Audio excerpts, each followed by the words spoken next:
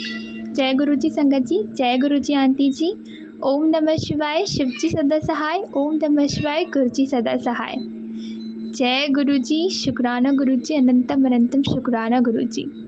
संगत जी, मेरा नाम संस्कृति है और मैं छतरपुर मध्य प्रदेश की रहने वाली हूँ और ये मेरा दूसरा शुक्राना सत्संग है। इससे पहले मैं अपना सत्संग शेयर कर चुकी हूँ जिसमें मैंने बताया था कि कैसे मैं गुरुजी से जुड़ी, कैसे गुरुजी ने मुझे मौत के मुंह से बचाया, कैसे उन्होंने मेरी ज़िंदगी को एकदम बदल डाला, मेरी धार्मिक यात्रा को शुरू कर दिया। मेरा मन करता है कि मैं दिन भर भक्ति में डूबी रहूं और मेरे अंदर जो अवगुण थे ना, जो समस्याएं खड़ी हो गई थी कि मैं पढ़ाई नहीं कर पा रही थी, ब्लैक मैजिक इतना बेकार तरीके से मेरे ऊपर किया गया था, लेकिन मैं गुरुजी का धन्यवाद करना चाहूँगी कि उतनी ख़राब परिस्थितियों में जब पता नहीं क्या से क्या हो जाता, लेकिन गुरुजी ने मुझे दर्शन दिया। बार बार वो यूट्यूब में मैसेज के थ्रू मुझे दर्शन दिया करते थे और मैं पागल उन मैसेज को हटा दिया करती थी, लेकिन गुरुजी ने मेरा साथ नहीं छोड़ा। और आज ही उन्होंने मुझे यूट्यूब में मैसेज किया है कि तू मेरे सत्संग को इम्पोर्टेंस नहीं देती, पर मैं तेरा पिता हूँ, तेरे कष्टों को काटने के लिए मैं तुझे खुद से जोड़ा है, तू मेरी बेटी है। और सच में गुरुजी, मैं कहती हूँ कि गुरुजी, मैं अगर आपका हाथ पकड़ूंगी ना तो मैं पागल हूँ, शायद मैं छोड़ दूँ, लेकिन अगर आप मेरा हाथ पकड़ोगे ना तो मुझे विश्वास है आप कभी मेरा हाथ नहीं छोड़ोगे। संगत जी, सत्संग तो रोज़ होते हैं, हर पल होते हैं और अभी अभी मेरे साथ एक सत्संग हुआ है। शाम का टाइम है, 7 सवा 7 बज रहे हैं और मैं छत पे पढ़ाई कर रही थी। 2 दिन बाद ना मेरे कॉलेज एग्ज़ाम्स हैं और मैं पढ़ाई कर रही थी छत पे। मेरी मम्मी ऊपर संध्या आरती कर रही थी। हमारे छत पे शंकर जी का छोटा सा मंदिर है, वहाँ पे संध्या आरती कर रही थी और मैं वहाँ घूम घूम के पढ़ाई कर रही थी। तभी मेरी सिस्टर ने, मेरी छोटी बहन ने मेरी मम्मा को आवाज़ दी कि मम्मा कुछ इंपॉर्टेंट काम है और पापा आपको बुला रहे हैं। तो मेरी मम्मी नीचे आ गई और मैं जाके सीढ़ी पे बैठ गई और मेरी बहन भी मेरे पास आ गई और हम दोनों एक दूसरे से कुछ बात कर ही रहे थे कि हमने देखा कि सामने से एक छोटी सी वाइट बटरफ्लाई उड़ती हुई आ रही है। पूरा अंधेरा हो रखा है और मैंने आज तक नहीं देखा कि शाम को बटरफ्लाइज घूमती हैं, पर वो घूमते घूमते आ रही थी और मेरी सिस्टर ने देखा, उसे कहा देखो दीदी और गुरुजी।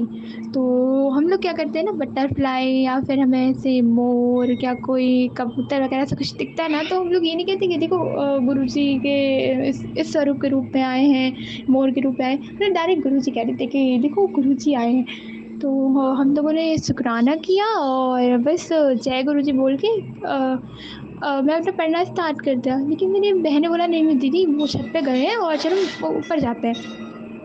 तो मैंने 2 मिनट के लिए सोचा कि जाऊँ या ना जाऊँ। सॉरी गुरु जी, मतलब मैं आपकी ब्लेसिंग को समझ नहीं पाई। गुरु जी बुला रहे थे मैं कि तू आ, तू देख। और जो दिया लगाया हुआ था ना, उसके ऊपर से होते हुए बटरफ्लाई गई और जो स्विच बोर्ड लगा हुआ था छत पे लाइट का, तो वहाँ पे एक छिपकली बैठे हुए थी। और जैसे हम लोग ऊपर पहुँचे तो वो बटरफ्लाई ना, वो छिपकली ऐसे लगता है जानबूझ के आसपास गई हो और वो घूम रही थी। तो मैंने उससे बोला कि मेरी बहन से कि अरे ये हम तो छिपकली है और ये तितली को तो नुकसान पहुँचाने की, मुझे प्लीज़ प्लीज़ तितली को बचा लो। और अचानक से पता नहीं क्या हुआ, छिपकली ने बस उस तितली को पकड़ लिया और वो उसमें निकल गई। हम डर गए और हमने शुक्राना किया गुरु जी का, ज़रूर हमारा कोई बहुत बड़ा कष्ट था गुरुपा, जो आपने इतनी छोटे रूप में काट दिया और हमें इशारा दिया कि हम पे कोई संकट आने वाला था। क्योंकि संगत जी, कल रात को हमने गुरुजी का वो मंगलवार वाला उपाय कर रहे थे, मंगल शनिवार वाला नींबू उतारने का गुरुजी ने बताया हुआ था हमें सत्संग के थ्रू कि तू शनिवार से लगातार 3 दिन अपने सर से नींबू उतार, फिर परिवार के सर से नींबू उतार, सारा ब्लैक मैजिक और नेगेटिविटी मैं ख़त्म कर दूंगा। तो हम उपाय कर रहे थे। तो क्या होता था, मेरी सिस्टर की ना बहुत ज़्यादा तबीयत ख़राब थी, उसका कुछ करने का मन नहीं होता था, बस दिन भर लेटी रहती थी। उसके बहुत सारे छाले हो गए, ना तो कुछ खा पा रही थी ना तो बोल पा रही थी, उसको बहुत तकलीफ थी। हम जल प्रसाद भी दे रहे थे, हम चंदन प्रसाद भी दे रहे थे, बस थोड़ा सा उसको आराम मिलता, लेकिन ना कुछ बोल पाती, ना कुछ खा पाती, ना कोई दवाइयाँ असर करेंगी। हमारा बहुत इसमें दिमाग ख़राब हो गया, पता नहीं क्या हो रहा है, पर अंदर से लग रहा था कहीं ना कहीं गुरु जी कुछ कर रहे हैं, तो उससे कष्ट काट रहे हैं, कुछ कुछ कुछ तो प्रॉब्लम है। तो मैं गुरु जी से बहुत अरदास भी कर रही थी कि गुरु जी क्या प्रॉब्लम है, क्या हो रहा है, आप कुछ करो, मैं उसको इतनी प्रॉब्लम में नहीं देख सकती। वो बस दिन भर लेटी रहती थी, बिल्कुल एकदम जैसे उसकी सारी एनर्जी ख़त्म हो चुकी हो। क्या है ना संगत जी, जब मेरे ऊपर पिछले साल 2023 में ब्लैक मैजिक करवाया गया था ना, तो मेरे भी हालत ऐसे होती थी। मैं दिन भर बस लेटी रहती थी, रोती रहती थी, ना तो कुछ खाना ना पीना, दुनिया जहाँ से कोई मतलब ही नहीं था। और वही हाल मुझे मेरी बहन में दिख रहा था। मुझे डर लग रहा था कि गुरुजी मेरे साथ तो जो हो गया तो हो गया, पर इसके साथ कुछ नहीं होना चाहिए था। तो गुरुजी ने बोला, तो हम लोगों ने ना क्या किया संगत जी, अपने सर से 3 दिनों तक नींबू को उतारा और उसको गैस पे जलाया। तो जो मेरा नींबू है वो बिल्कुल आवाज़ नहीं करता और ना कुछ उसमें हलचल होती, बस वैसे ही जल जाता। तो मुझे थोड़ा स्ट्रेंज लगा। और जो मेरी बहन का जो नींबू है वो एकदम से बहुत तेज़ आवाज़ करने लगता, उससे बहुत गंदी स्मेल आने लगती। और पहले दिन तो वो उछक गया, बहुत दूर तक उछका। और मेरी मम्मी का जो नींबू जैसे ही गैस पे रखते वैसे ही एकदम बहुत तेज़ से आवाज़ होती, वो फट जाता। तो हमें तो बड़ा डर लग रहा था। तो हम तो गुरुजी का मंदिर जाकर के, गुरुजी आप ही जानो। ऐसा हमने दूसरे दिन किया। दूसरे दिन भी मेरे नींबू में कोई हलचल नहीं हुई, और मेरी बहन का नींबू है उसमें बहुत तेज अजीब सी जलने जैसी मतलब आवाज़ आ रही थी। बहुत अजीब सी आवाज़ें आई हैं उस नींबू से, धू धू टाइप की ऐसी कुछ आवाज़ें आ रही थी। और मेरी मम्मी का नींबू अगेन वो ऊपर ऐसा फट गया। और हम पहले दिन तो पापा का नहीं कर पाए, दूसरे दिन किया तो पापा के नींबू में भी तो अजीब सी स्मेल आई, बहुत बेकार तरीके से जलने की। नींबू वही है लेकिन अलग अलग हो रहा था सब। और कल यानी कि रविवार के दिन जब हमने वो नींबू उतारा, तो संगत जी वो मतलब कल तो कुछ ऐसा हुआ जो हम बिलीव नहीं कर पा रहे हैं अभी तक।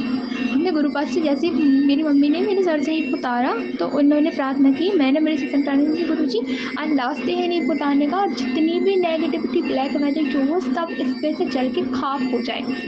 और शाम से ना मेरी तबीयत, मुझे बहुत ज़्यादा तबीयत बहुत ख़राब भी लग रही थी, मुझे कुछ अच्छा नहीं लग रहा था। इतनी वीकनेस फील हो रही थी जैसे मैं बता नहीं सकती कि जैसे किसी के साथ बहुत बड़ी बीमारी से उठने के बाद वीकनेस फील होती है, कुछ हाथ पैर काम नहीं करते, वैसे ही हो रहा था मेरे साथ। मेरे हाथ में भी बहुत दर्द हो रहा था। मुझे समझ में नहीं आ रहा था कि क्या करूँ, मुझे बड़ा बेचैनी भी फील हो रही थी। तो मेरी मम्मी ने जैसे वो नींबू उतारा और गैस पे रखा, तो मेरे शरीर में मुझे अजीब सा लगा, ऐसा लगा कि ब्लड सर्कुलेशन बहुत तेज़ हो गया हो, और एकदम से हल्का सा महसूस होने लगा।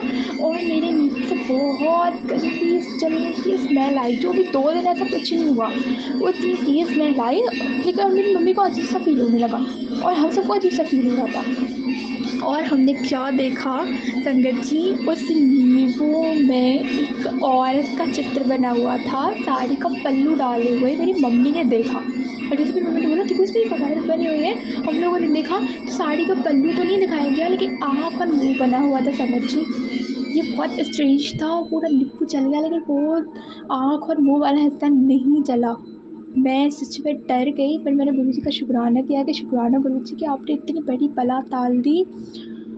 समझ ही बता नहीं सकती, बहुत शॉकिंग थी वो चीज़।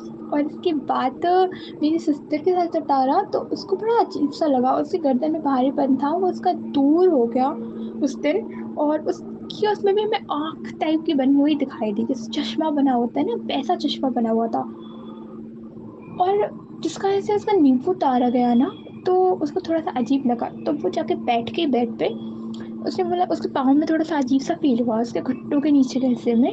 फिर वो जाके लेट गई। उसने बोला कि मम्मी से, मुझसे बोला मम्मा मेरे सर में बहुत तेज़ सर दर्द हो रहा है, मुझे कुछ अच्छा नहीं लग रहा है। तो हम लोगों ने बोला कि तुम्हें कोई प्रॉब्लम हो गई होगी, या हो सकता है तुमने नींबू वाली बात को बहुत सीरियसली ले लिया होगा। उसने बोला नहीं, और उसने आंखें बंद करा तो उसने बोला कि दी। और मैंने ना काला काली सी ऐसा कुछ काला काला दिख रही हूँ मैं ना, बैकग्राउंड पूरा काला काला है, पूरा अंधेरा है, और एक औरत है, उसने 2 चोटियाँ बांधी हुई हैं और नाक से लेके पीछे सर तक सिंदूर लगाए हुआ है।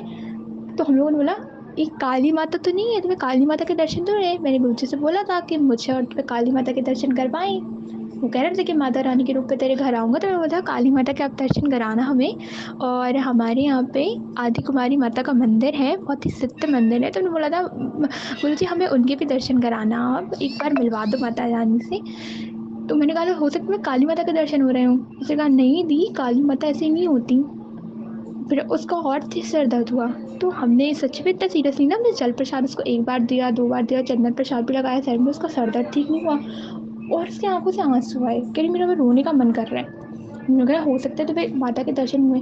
नहीं, अचानक से संगत जी उसके सर में बहुत तेज दर्द हुआ, इतना रोई, इतना रोई, इतना रोई। हमें डर लगा, हमने कहा कहीं इसके ऊपर माता का तो कुछ नहीं हो रहा। गुरुजी से प्रार्थना करी, जल प्रसाद पिलाया, कुछ ऐसा नहीं। वो बहुत रोई। वो कहती कि नहीं, मुझे मम्मी ने उससे बोला क्या हुआ, तुम्हें किसी ने कुछ कहा था, क्या हुआ? तो वो रोने लगी, कहते नहीं, मुझे मुझे रोना आ रहा है, मुझे कुछ नहीं पता मुझे क्या हो रहा है। मैं बहुत घबरा गई। मैं गुरुजी के पास आई, गुरुजी के पास उसके नाम की चोट चलाई कि गुरुजी उसको ठीक कर दो, हम क्या करें, कुछ समझ में नहीं आ रहा है। उसकी हालत बेकाबू हो रही थी, बहुत रोए जा रही थी, उसके आंसू रुक ही नहीं रहे थे। और वो उस मम्मी ने से बोला क्या हुआ, तुम्हें किसी ने कुछ प्रॉब्लम दी थी क्या, कुछ शारीरिक कष्ट दिया था? तो कहते हाँ हाँ। तो मैं और ज़्यादा डर लगा, मैंने गुरुजी से प्रार्थना करी और मैंने गुरुजी से सच्चे दिल से अरदास करी। और बस मेरी बहन थोड़ी देर बाद गुरुजी के यहीं मंदिर में आ गई और उसने फिर गुरुजी से हाथ जोड़ के विनती की और उसका रोना बंद हो गया, लेकिन फिर भी उसकी आंखों से आंसू आते जा रहे थे। हम समझ गए कि ज़रूर माता रानी ने उसको दर्शन दिए हैं और उसको फिर काली माता के भी दर्शन हुए। उसे बताया कि उसको दर्शन हुए हैं, हाथ पे त्रिशूल लिए हुए काली माता के। इसके लिए मैं गुरुजी का बेहद शुक्राना करूँगी कि उन्होंने हमें काली माता के रूप में दर्शन दिए। मैं इधर गुरुजी से कोई भी प्रार्थना करती हूँ, वो उधर मेरी मनोकामना पूरी कर देते हैं।